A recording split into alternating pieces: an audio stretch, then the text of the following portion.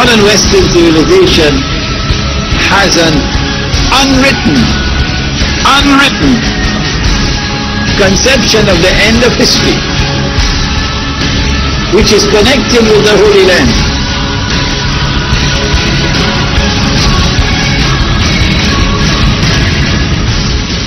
There is an actor at work in modern Western civilization, which is constantly using modern Western civilization to achieve his objective. There is an actor at work in modern Western civilization. There is an actor at work.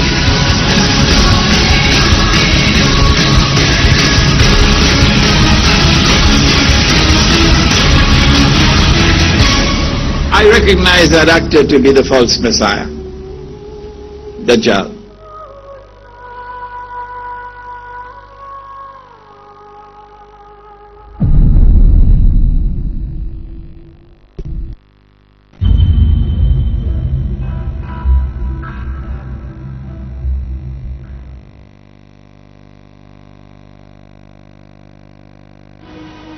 We were told about a divine promise which was communicated to the Israelite people, that Allah was going to send a prophet who would be known as Al-Masih, the Messiah, and who would rule the world with justice, confirmed by Nabi Muhammad alayhi salatu wasalam. He would be Hakimun Adil. He would rule the world with justice from the throne of Nabi Dawood alayhi salam, the Prophet David, and with a rule which would be eternal.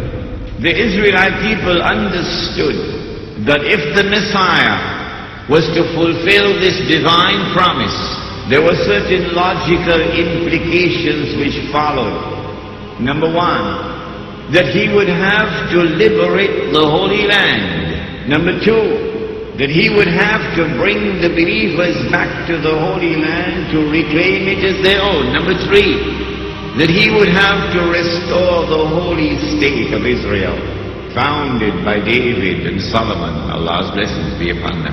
And number four, that this holy state of Israel would have to become once again the ruling state of the world. And then the Messiah could rule the world from the throne of David alayhi salam, with a rule which would be eternal.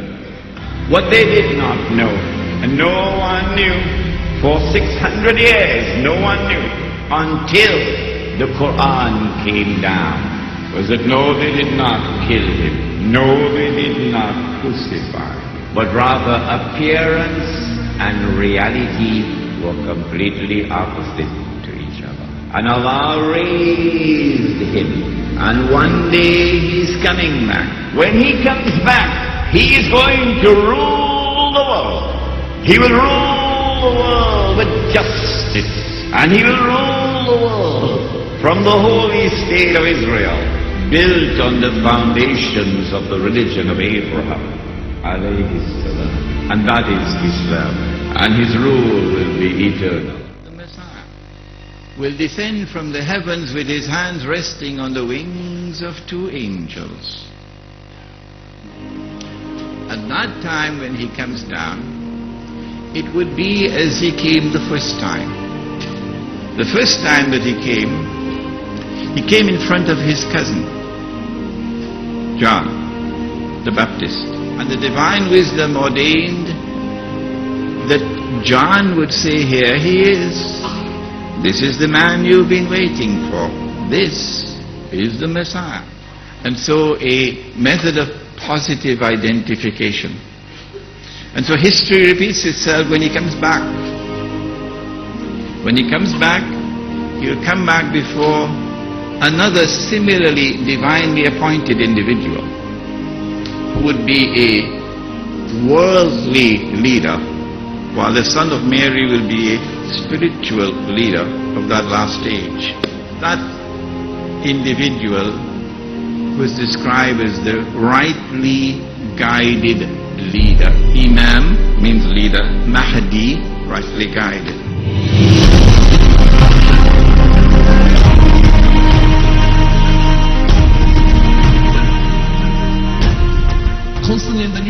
two terms: the New World Order and globalization. How many times do you hear these terms? The New World Order, globalization. Both of them indicate a development in the human being where there is so much integration. The world has become a small world. And there is 6 degrees of separation between me and between you. In such an environment where there is a new world order, that world order, is it looking to prepare and pave the way for the Imam? Or are they looking to destroy the message of the Imam? As in when you read about the new world order, materialistically globalization is a reality. But spiritually there must be another discussion happening. That new world order, you will find in many cases, have already started to try and demolish the message of the Imam. And the undertones are there in many of the media industry about the undertones to finish this messianic concept. Therefore you find on all of these levels, what do we see? We see that the discussion of the utopia is a fundamental discussion. Every one of the world religions today believes that one day there will be a state which will be a state of justice, where tyranny will be completely removed. If you look, for example, within Hindu thought, or within Zoroastrian thought, or within Jewish thought, or within Christian thought, or within Islamic thought, each one of these religions postulates a theory that there will one day be an ideal state, a state where there will be no poverty, a state where there will be no misery, and a state where a messianic figure will bring success for God's chosen people. And if you look within the religion of Islam, the idea is given within each and every school of the religion of Islam that the Mahdi will be the one who establishes the perfect state. This discussion is a contemporary discussion, not a historical one. Why? Because the belief in the Mahdi is a belief obligatory on every Muslim. Every Muslim in the world today, it's obligatory on them, according to their scholars, to believe in the Messiah that is the Mahdi. Yes, some believe he is born, and others believe he is yet to be born. But you must believe in him as the reality of someone who will bring justice to the earth. That's why we should be organizing conferences every year, where we invite every imam of every school in Islam, and we invite the leaders of other religions and tell them, come sit next to us, let us discuss our Mahdi, and let's discuss your Mahdi as well. Because don't think that in Hinduism or Sikhism they don't have a Mahdi. There is a Mahdi at the very core of the Indian subcontinent, a Messiah who will bring justice. It's a Muslim and a non-Muslim issue. Therefore, when we talk of this utopia, the builders right now are not all Muslims. The builders right now are any human being who is seeking to promote godly values on earth.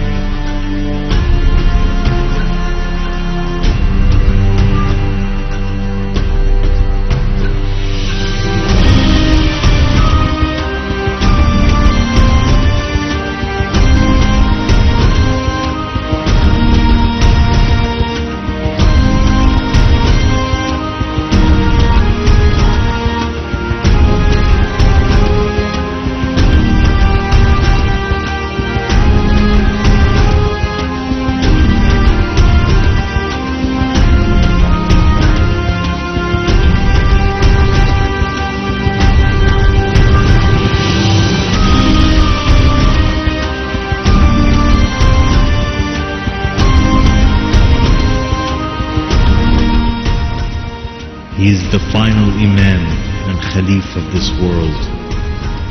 He will raise an army to challenge the final arrival of the Antichrist Dajjal.